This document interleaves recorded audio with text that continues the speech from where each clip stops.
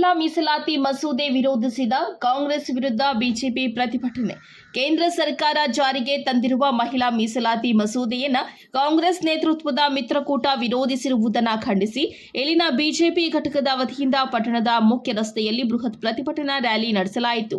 ಪ್ರತಿಭಟನೆಯಲ್ಲಿ ಪಾಲ್ಗೊಂಡು ಮಾತನಾಡಿದ ಬಿಜೆಪಿ ಮುಖಂಡೆ ಆಶಾ ಜಯಪ್ಪ ಅವರು, ತಾವು ಮಹಿಳಾ ಪರ ಎಂದು ಹೇಳಿಕೊಳ್ಳುವ ಕಾಂಗ್ರೆಸ್ ಮಿತ್ರಕೂಟವು ಮಹಿಳಾ ಮೀಸಲಾತಿ ಮಸೂದೆಯನ್ನ ವಿರೋಧಿಸುವ ಮೂಲಕ ಮಹಿಳೆಯರಿಗೆ ದೊಡ್ಡ ಮಟ್ಟದ ದ್ರೋಹ ಎಸಗಿದೆ ಎಂದು ಆರೋಪಿಸಿದ್ದಾರೆ. ಬಳಿಕ ಮಾತನಾಡಿದ ಮುಖಂಡ ಅಂಬರೀಶ್ ಅವರು, ಪ್ರಧಾನಿ ನರೇಂದ್ರ ಮೋದಿ ಅವರು ಮಹಿಳೆಯರಿಗೆ ಸಮಾನ ಅವಕಾಶ ನೀಡುವ ಉದ್ದೇಶದಿಂದ ಈ ಕ್ರಾಂತಿಕಾರಿ ಮಸೂದೆಯನ್ನ ಜಾರಿಗೆ ತರಲು ಮುಂದಾಗಿದ್ದಾರೆ. ಈ ಸಂದರ್ಭದಲ್ಲಿ ಬಿಜೆಪಿ ತಾಲೂಕು ಘಟಕದ ಅಧ್ಯಕ್ಷ ಗಂಗರೆಡ್ಡಿ, ಪ್ರಧಾನ ಕಾರ್ಯದರ್ಶಿ ಜಿಎ ಅಮರೀಶ್, ಮದನ ಮೋಹನ ರೆಡ್ಡಿ, ಮಹಿಳಾ ಮೋರ್ಚಾ ಅಧ್ಯಕ್ಷೆ ಮಂಜುಳಾ ಸಿಂಗ್, ಪ್ರಧಾನ ಕಾರ್ಯದರ್ಶಿಗಳಾದ ಅರುಣ ಹಾಗೂ ಜ್ಯೋತಿ, ಯುವ ಮೋರ್ಚಾ ಅಧ್ಯಕ್ಷ ನರಸಿಂಹಮೂರ್ತಿ, ಮುಖಂಡರಾದ ಗಗನ, ಗಜೇಂದ್ರ ಪಾಲ್ಗೊಂಡಿದ್ದರು.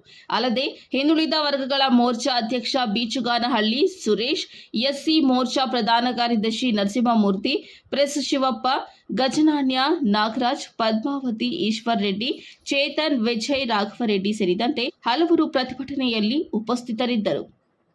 ವರದಿ ಸತೀಶ್ ಬಾಬು, ಎ ನಂದಿ ಟಿವಿ, ಗುಡಿಬಂಡೆ. ಯಾವುದೇ ಮಹಿಳೆ ನಿಮಗೆ ಒಂದು ಓಟ್ ಹಾಕಲ್ಲ.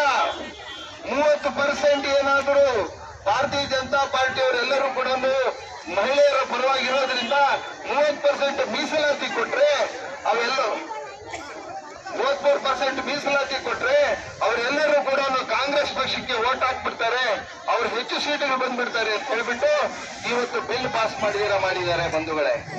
ಹಾಗಾಗಿ ಈ ಒಂದು ಘನ ಹೋರಾಟದಲ್ಲಿ ನಾವು ಮುಂಬರುವ ದಿನಗಳಲ್ಲಿ ಯಾವುದೇ ಕಾರಣಕ್ಕೂ ಕೂಡ ಈ ಹೋರಾಟವನ್ನು ನಿಲ್ಲಿಸಲ್ಲ.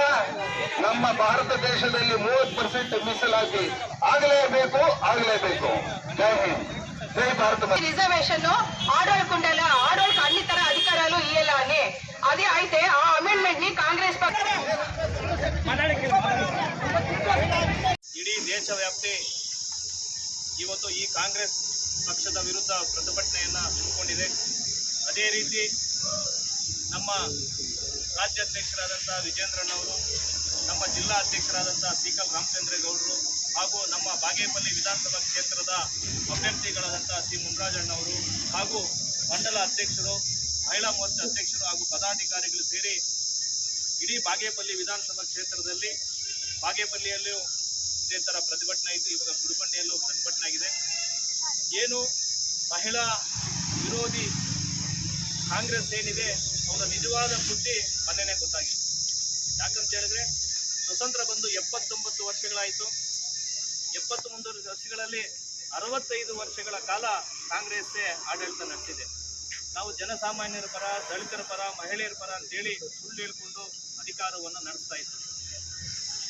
ಏನು ಸಂವಿಧಾನ ಬರೆದಂಥ ಅಂಬೇಡ್ಕರ್ಗೆ ಒಂಥರ ಅನ್ಯಾಯ ಮಾಡಿದ್ರು. ಇವತ್ತು ಮಹಿಳೆಯರಿಗೆ ಒಂದು ಆದ್ಯತೆಯನ್ನು ಕೊಡಬೇಕು, ಲೋಕಸಭೆಯಲ್ಲಿ ವಿಧಾನಸಭೆಯಲ್ಲಿ ಅವರನ್ನ ಪ್ರವೇಶ ಮಾಡಿ ಒಳ್ಳೆ ಆಡಳಿತವನ್ನು ನಡೆಸಬೇಕು ಅಂತೇಳಿ ನಮ್ಮ ನರೇಂದ್ರ ಮೋದಿ ಅವರು ತೀರ್ಮಾನ ಮಾಡಿ ಮಹಿಳಾ ರಿಸರ್ವೇಷನ್ ಬಿಲ್ ಅನ್ನು ಇಕ್ಕಿದ್ರೆ ಇಡೀ ಇಂಡಿಯಾ ಒಕ್ಕೂಟ ಅದನ್ನು ವಿರೋಧಿಸಿದೆ. ಇವತ್ತು ಅವರಿಗೆ ತಕ್ಕ ಪಾಠ ಹೇಳಬೇಕು ಅಂತ ಹೇಳಿದ್ರೆ ಬರುವಂಥ ದಿನಗಳಲ್ಲಿ ಕಾಂಗ್ರೆಸ್ ಪಕ್ಷವನ್ನು ಧಿಕ್ಕರಿಸಿ ಬಿಜೆಪಿ ಪಕ್ಷವನ್ನು ಬೆಂಬಲಿಸಬೇಕು. ಬಹುಮತ ಬಂದರೆ ಖಂಡಿತ. ನಮ್ಮ ಕಾಂಗ್ರೆಸ್ ಪಕ್ಷದವರು ಅದನ್ನ ಬಿಲ್ನ ಪಾಸ್ ಮಾಡಲಿಲ್ಲ. ಯಾವಾಗ ನೋಡಿದ್ರು ಅವರು ನಾವು ವುಮೆನ್ ಎಂಪವರ್ಮೆಂಟ್, ಮಹಿಳಾ ಸಬಲೀಕರಣ ಅಂತ ಹೇಳ್ತಾರೆ ಹೊರತು ಬಾಯಿ ಮಾತಿಗೆ ಹೊರತು ಕಾಂಗ್ರೆಸ್ ಪಕ್ಷದವರು ಸುಮ್ಮನೆ ಅವರು ಯಾವ ಒಂದು ಇದಕ್ಕೂ ಅವರು ನಮ್ಮನ್ನ ಮಹಿಳೆಯರನ್ನ ಮುಂದಕ್ಕೆ ಬರಕ್ಕೆ ಬಿಡ್ತಾ ಇಲ್ಲ.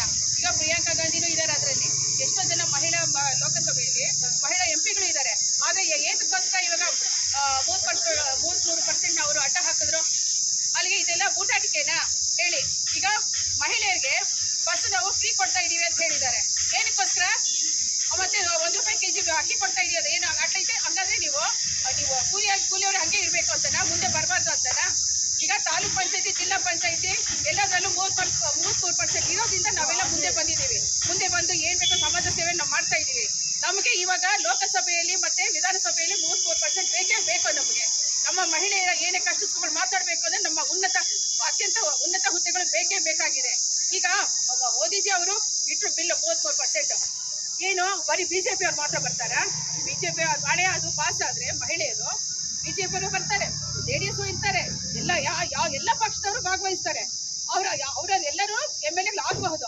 ಅವ್ರು ಹೇಳಿರೋದೇನು 500ರಿಂದ 800 ಮಾಡಿದ್ದಾರೆ. ಆದ್ರೆ ಮಾಮೂಲಿ ಇದು ಇದ್ದೇ ಇರುತ್ತೆ.